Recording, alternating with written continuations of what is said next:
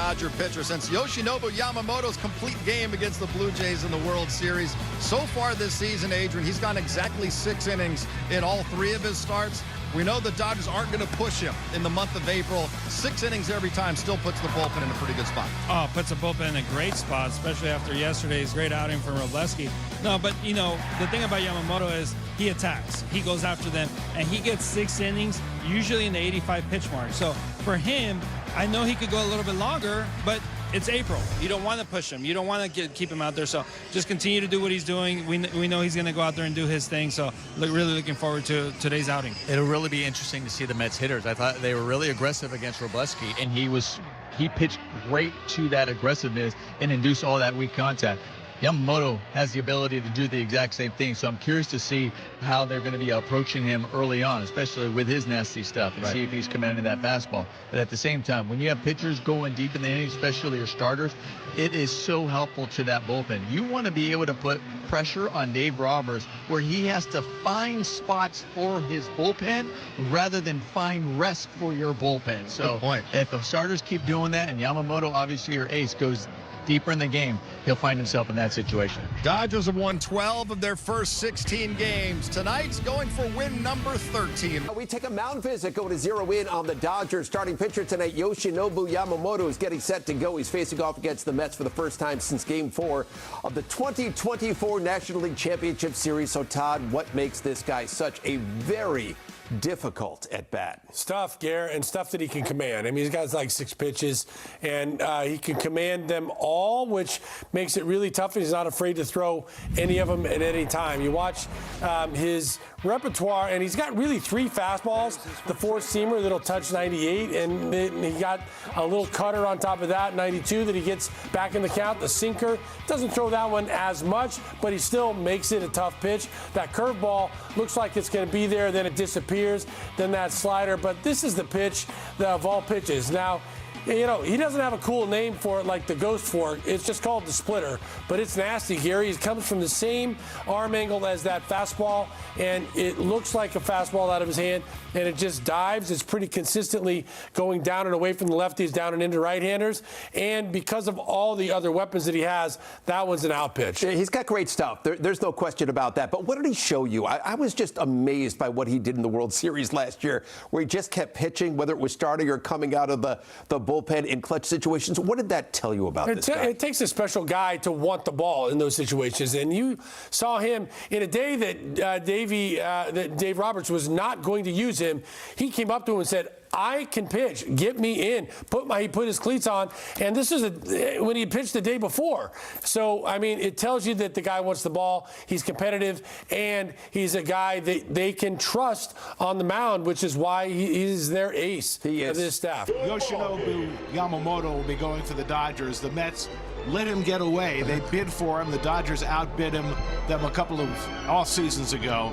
And Nolan McLean goes for the Mets, and McLean has been as special as any young pitcher the Mets have ever had. He really has, and when you think about both of these pitchers, they're very similar in that they have 5 and 6 pitches that are excellent that they can throw for strikes. Nolan McLean has become one of the greatest reasons to watch Mets games, and he seems to set a New York Mets historical mark each and every time he takes the mound. These Dodgers are very good against the breaking ball. I think he's going to have to establish that great 2-seamer early. As for Yamamoto, he finished 3rd in the Cy Young balloting last year and then outdid himself in the postseason. Well, he did something that's very rare in the postseason. He had 5 wins, including 3 on the road against the Toronto Blue Jays. He pitched in games 6 and 7. He was unhittable, really, in the postseason, throwing each of his 6 pitches for strikes, dominant against that Toronto Blue Jay team, a great team. He's one of the big reasons they're back-to-back world champions. He even had 2 complete games in the postseason. Nobody does that anymore. They used to do it back in 1920 when Stan Kovaleski pitched for the Indians and beat the Brooklyn Dodgers 3 times. Harry Burkeen with the Cardinals in 46 beat the Red Sox 3 times. Lou Burdett for the Braves against the Yankees. Bob Gibson against the Red Sox. Mickey Lolich against the Cardinals. Randy Johnson against the Yankees. So Rojas into scoring position. Shohei Ohtani to the plate. After the first successful sacrifice of the year for the Dodgers. Well, and that follows the first leadoff hitter getting on base tonight for this Dodger ball club. And they're going to put Ohtani on. For sure. Much to the dismay of this crowd, Kyle Tucker lodged in there with a chance to be the hero tonight. That intentional walk, by the way, has extended the on-base streak, though, for Shohei Ohtani to 48 games. Passes Ron Shea. Next up on that list, Wee Willie Keeler. Could not have more different guys separated on the list. You got Shohei Ohtani, who's 6'4", Wee Willie Keeler, claimed to be 5'4.5", but refused to be measured to confirm that. Shoot, just think if he was around during the ABS, he would have gone 5'4" to 5'2". That's it. Shohei Ohtani coming up, and what do? Do you walk Ohtani to pitch to Tucker? No, lefty on lefty, I would not. But they are. Walk him. I mean, I don't think you could possibly argue with this. No, you can't argue with it. I trust my pitcher. I always trust pitchers. So I trust that Raley would retire Ohtani. Ohtani has not looked good in this series, but can't question it. And Tucker, who has hit lefties well in the past, has struggled against them so far this year. He's got 0 for 2 tonight. He was 0 for 1 against Peterson last night. It's one of those where you didn't. If you don't walk Ohtani and Ohtani beats you, I mean, all that's the respect first to question. All respect to Kyle Tucker, but he's not Shohei Ohtani. Yeah. It's unbelievable. Yeah. Ooh. Let's talk some baseball. Your second save of the season, navigating through that lineup. Clearly you had everything working, striking out the side. Describe to me what you were feeling and how you just chose to navigate through there. I mean, fastball command, I felt like I had it in the bullpen. I barely threw any changeups and sliders. It was just more just getting the fastball dialed in. Trusting Will. Love that guy. And yeah, we just, all I wanted to do was just put the pressure on the hitters. And tonight was a good one. Tonight was truly a pitcher's duel. When you look at what Yoshinobu did, Blake Trinan and yourself, what is it like when you're just a part of a pitching staff that is going out executing on all facets? Yeah, Yam's one of the greatest pitchers ever. We're watching greatness day in and day out, and I'm really happy for Blake to get the last out there, and then for myself, just shut the door. Alex, this night was special for so many reasons, but it was clear that you had an angel with you out there on the mound. Congratulations on your second save of the season, and thank you as always. Thank you. Thank you.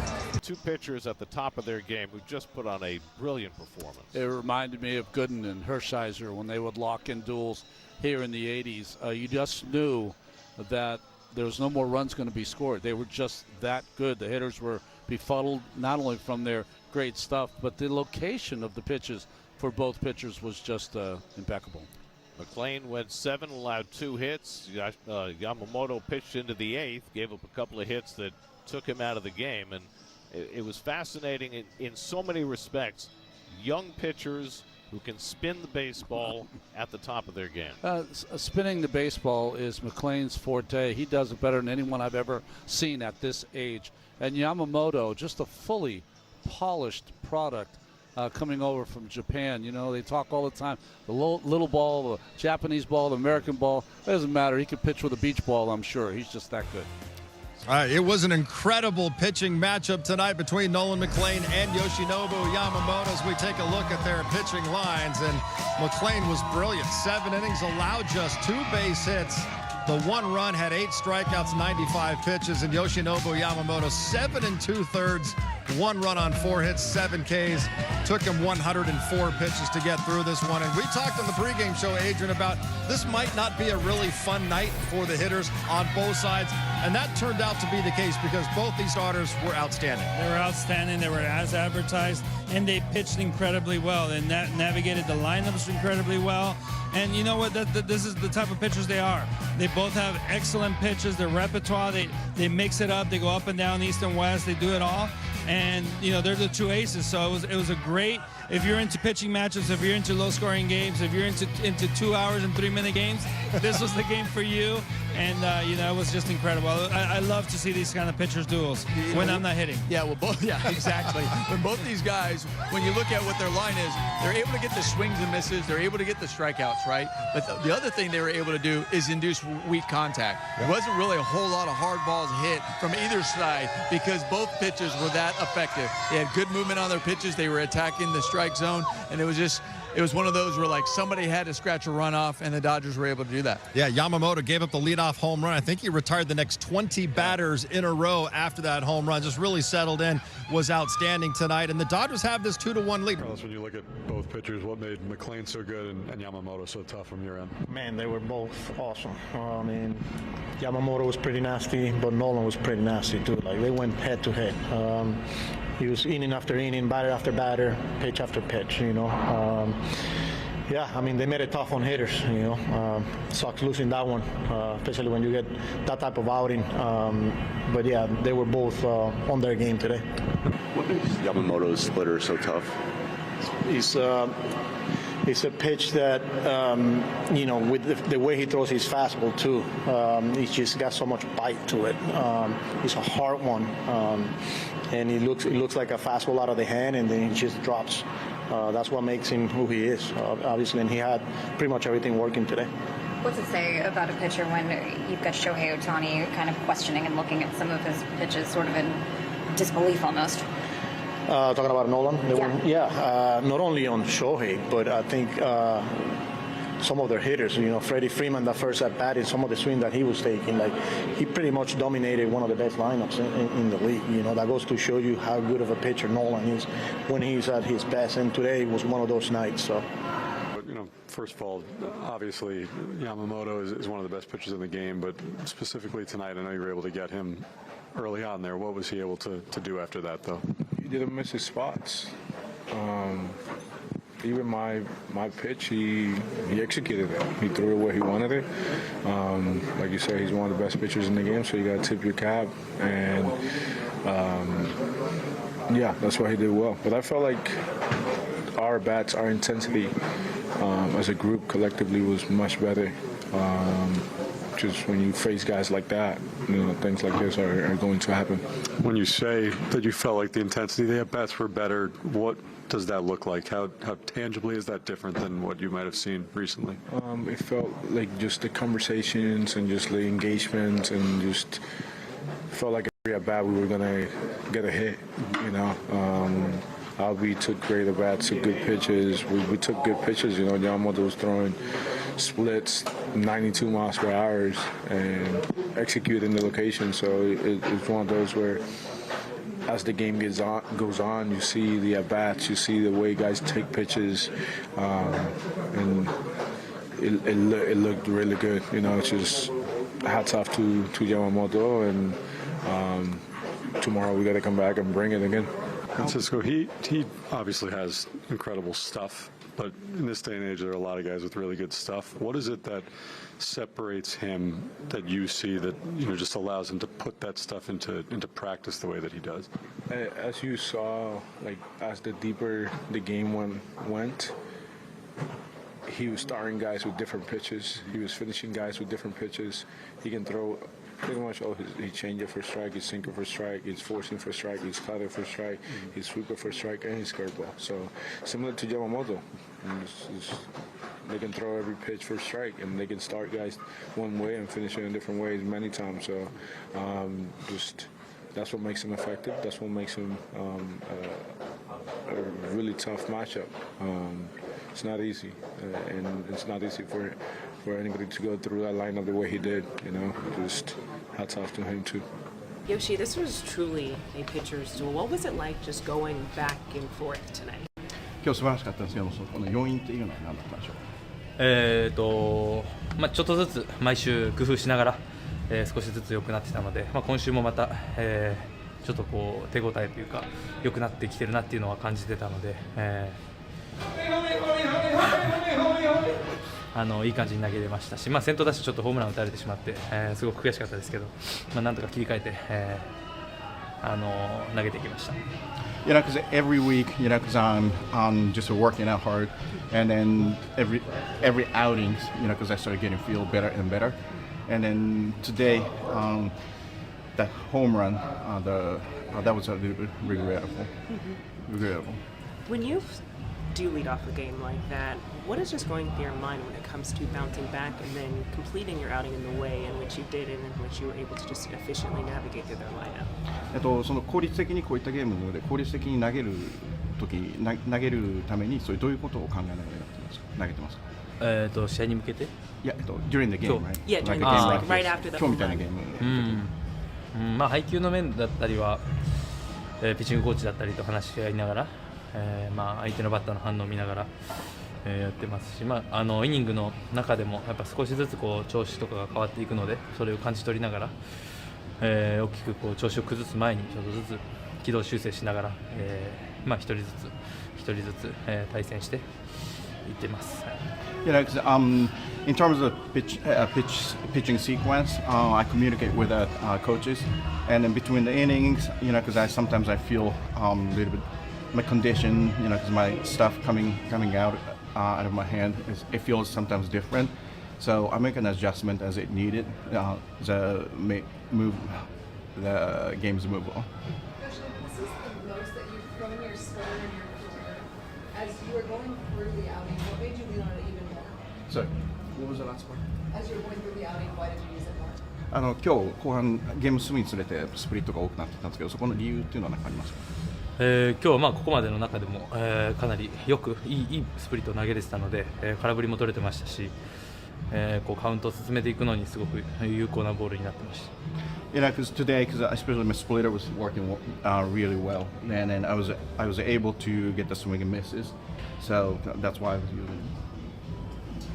Were you able to learn anything from watching Robleski? Sorry, can you repeat? Were you able to learn anything from watching Robleski yesterday, since you both were able to really carve through lineup? 昨日ロブレスキー投手が投げて、そういうのを見て今日のラインナップに対処したっていうところありますか？まあ右と左なんで多少違うところはありますけど、すごく積極的に来てるなというイメージはありましたし、はい、そんな感じです。You know, because I was, you know, because Robleski is lefty, I'm righty, so there's a slight difference. But I think Mets lineup was being really aggressive. Seeing this pitching staff tonight, I mean, how do you describe what you witnessed and what it was like playing in the outfield when you have a guy, whether it's Yoshinobu, Blake, or Alex, and how efficient they were? Yeah, they've been awesome all year long. Those guys, along with everyone else. So it's been a lot of fun to watch them and play behind them. So they give us their all every single time they go out, and it's been a lot of fun to watch. What was it like watching Yamamoto and McLean just kind of go back and forth, right? Obviously, facing Nolan and stuff like that.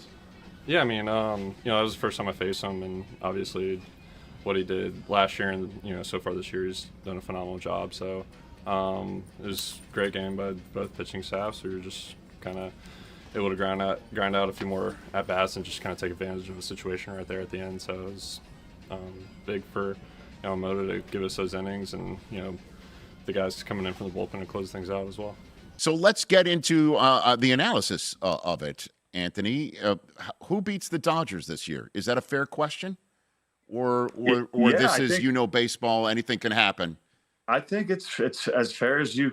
I mean, they're the powerhouse. They're the beast. They've created this formula now with their starting pitchers of really just getting healthy in October. And I think the playoff format now with teams getting in, you don't have to win the division as much anymore. You could still get it. You could still really limp in as long as you're healthy. Any team can get hot. But the Dodgers are proven winners, man. They're going to be tough to beat. The one thing I would say that you can put against them is just fatigue.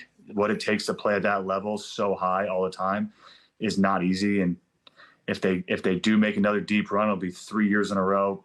I mean, every year they're making a deep run, but the World Series runs are a lot more pressure, a lot more the mental side that goes into it. So that's really the one thing that is not with them, but they're deep. What's it like facing Ohtani? He's a presence, man. It's fun. I always say whenever you get to face the superstars of the game, it's those are the funnest moments. Those are where you really are like a little kid out there. So when you face all the aces, when he's pitching, it's fun. When he's hitting, it's fun, because these are the guys you're going to look back at and tell your kids about, hey, I played with them. So I really enjoy the times you get to play against superstars, watching how they go out the business. I mean, what he does from both sides, there's a language barrier, but what he does here in the States is amazing. And we have a whole nother country now that's already been massive baseball fans, even tuned in more to our game. Now, listen, I'm a Yankee fan, so I understand this is a very small violin that I'm playing right now. But, you know, is it fair that players can defer their salaries so deep into the future that the Dodgers can then go ahead and get Kyle Tucker, right, and then keep adding and keep adding and keep adding? You know, I guess that's one way to ask it, or what other players think. Do players think it's fair what the Dodgers are doing? Yeah, I mean, I think, look, the more the merrier. The game's in a great spot. The momentum of the game, the young superstars. If you want to defer your money, we as baseball players, we make a lot of money, fortunately, and it's very life-changing right away. So there's only so much you can do with that up front, and teams are doing it. The beauty is every single team can do it. The Dodgers have really figured out a niche right now that is working for them, and it's, you know, championships speak for themselves. And everyone hated the Yankees back in the day when they were quote unquote buying everyone, right? But they kept winning, and someone told me once when we won the World Series, when the whole country starts to hate you, that's when you know you're doing it right. So until then, one championship is cute. I guess I like that, Anthony. I wonder if he'll break the streak of Shohei Ohtani. Sarah Lynch has more on that. Longest on-base streaks, Dodgers since 1900. Duke Snyder, 58 games, and Sean Green, 53. Willie Keeler at 50. You see, Shohei's active. 47 straight games. Matter of fact, a few nights ago, he passed Ichiro Suzuki for the longest on-base streak among Japanese-born players, which means I have to finish writing that on the Ohtani history scroll. Here in Studio 42, we have an Ohtani alert. Just finishing up writing it right here. It's a lot of penmanship, wow, right? Can you write 25, 26 on there? It's a wraparound streak. Oh yeah. I know you're very sensitive about that. Put a star by that for an asterisk? No asterisks. No. 25, 26. Right. So he carried it over from the 25 season into this year. I mean, my goodness, look at this, ladies. I mean, look at the list. I mean, I would say that's all my penmanship, but it's not all of mine. But pretty good, man. That is an incredible list of achievements. And that's why I think that I'm looking at the writing. The handwriting is really nice. I mean, guys, look, we're becoming numb to the greatness. No, you can't, though. No, but we are. I mean, we are. Yeah, I made a statement the other day playing golf. I told one of my buddies, I said, this is the year I think he's going to be a little down. I think the home runs are going to be down because he's concentrating so much on the pitching. I think something has to give. I was wrong. I'm telling you, it's almost like my theme. My brother Don was in Japan the last couple weeks, and he went to a game there, and he said, you would not believe the workout before the game. You guys have seen, they put a screen up there, they split the batting practice, they take ground balls every day, just like regimented. And he goes, I now understand Ohtani to the fullness. He grew up doing this. If he doesn't play like that, that's why he's a workaholic. That's why he does both, because he's been trained to do it. I found something that he's not trained to do. What's that? Getting out of the way of a Craig Kimbrell pitch that Craig Kimbrell doesn't know he's not supposed to throw. Last night, Shohei Ohtani at the plate. Craig Kimbrell just called up from the minor leagues. Alvarez called a timeout. Yeah, the pitch clock was about to go out. It was down to like 1. So Alvarez called a timeout, but Craig Kimbrell didn't know it. Wow. Look at Shohei actually posted this image. I mean, this is unbelievable. Is this great? Look how he's screaming, like, nah. Did they throw the ball at him? No. No. Last second, Kimbrell decided not. He didn't see Alvarez. I thought I was going to see a ball fly over at Shohei. The whole plate on fire gets out of the way. I mean, it's scary. Ohtani's like, whoa, don't throw that thing. What if he uncorked it at Alvarez from 10 feet? But you notice Alvarez got into a squat. Yeah. Oh, he was ready. Like, he saw that Kimbrel was, like, starting to come down the mound. And then you see Shohei backing away because I would envision the same thing. He would freak out. He would try to hold on to it too long. He'd yank it, might throw it right at Shohei. Dan, have you ever, like, were you a guy to look down and I tell you what, like I think it was 87 or 88 when they were starting to call a lot of balks. Yeah, 87. Right? Like, because I didn't come to a discernible stop. Yeah. I mean, there was a runner on first, and I had my mind made on the pitch that I was throwing, and I came up, and Bill Schroeder, put his arms up like, hey, step off. I just delivered it. He had to get back. He stood his up, mask off? He took his mask off, had to push it back down and get back into a crouch. I almost killed the Rock. Yeah, man.